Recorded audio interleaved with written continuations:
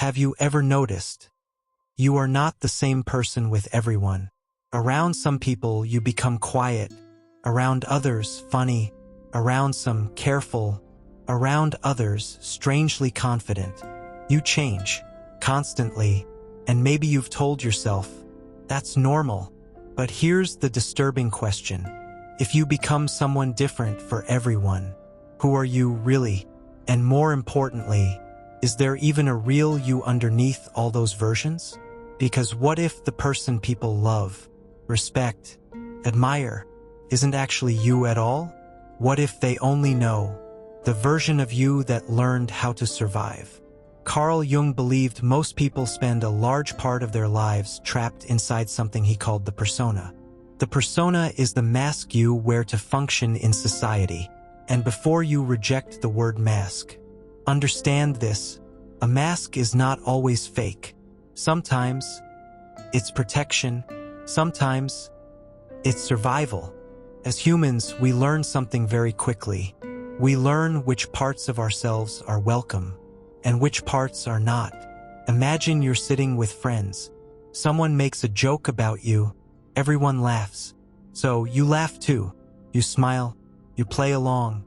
You even add another joke about yourself. From the outside, everything looks normal. But inside, it hurt. Part of you wanted to say, that wasn't funny. Part of you wanted to stop pretending it was okay. But you don't, because in that moment, staying liked feels safer than being honest. And that is the moment something subtle happens. You choose acceptance over authenticity, not because you're fake, because you're human, because belonging feels like survival. And that is how the persona is born. This is what makes Jung so powerful. He understood something uncomfortable about human psychology. Much of what we call personality is often strategy, not identity. Strategy, ways of being that once helped us stay safe. Maybe being agreeable protected you from conflict. Maybe being funny helped you hide insecurity. Maybe being hyper-competent earned you love. Maybe being emotionally distant kept you from getting hurt.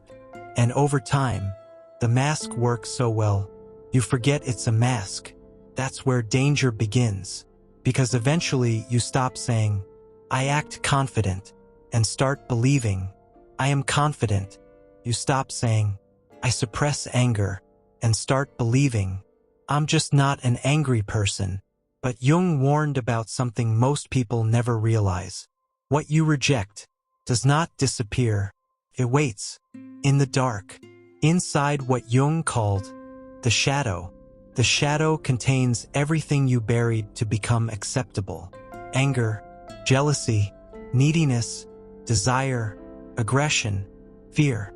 But here's the twist most people miss. The shadow does not only contain darkness.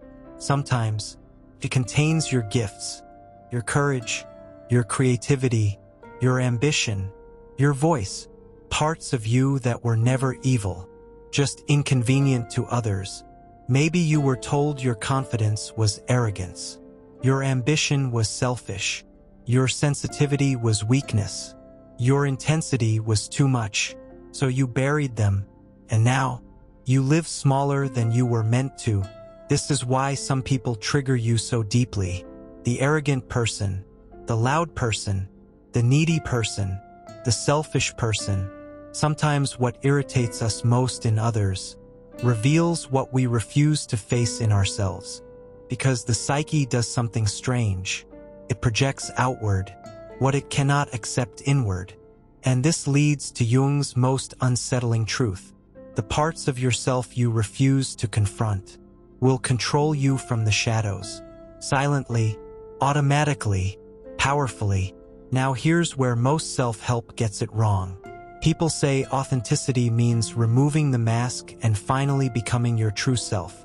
But I think that idea is incomplete. Because what if there isn't one perfect hidden self waiting to be discovered? What if you are not a treasure buried underground? What if identity is not something you simply find, but something you consciously build? You are not only discovered, you are also chosen. part inheritance, part adaptation, part awareness, part choice. Maybe the goal isn't to destroy the mask. You need parts of it. The real goal is remembering that it is a mask, to wear it when needed, without becoming imprisoned inside it. That changes the question entirely. Instead of asking, "Who am I?" ask something harder. Where do I abandon myself? Where do you laugh when you want to speak? Where do you say yes when your whole body wants to say no? Where do you shrink when you want to take space? Where do you disappear? Because authenticity may not be about finding a magical hidden self. It may simply be this: noticing the moments you betray yourself and choosing, little by little, to stop. That is what Jung called individuation. Not becoming perfect, not becoming fearless, becoming whole. And maybe that is the real tragedy of modern life. Not being hated, not failing, not even being rejected. The real tragedy is spending your entire life performing so convincingly that even you forget it was ever a performance. To be loved, but for someone you had to become, not someone you truly are. So I'll leave you with one question. When nobody needs anything from you, when nobody is watching, when no role is required, who remains? And have you met them yet? And if this video made you pause, or helped you see something about yourself you hadn't noticed before, consider subscribing, because here at Inkling, we explore the ideas that help us understand ourselves a little better. I'll see you in the next one.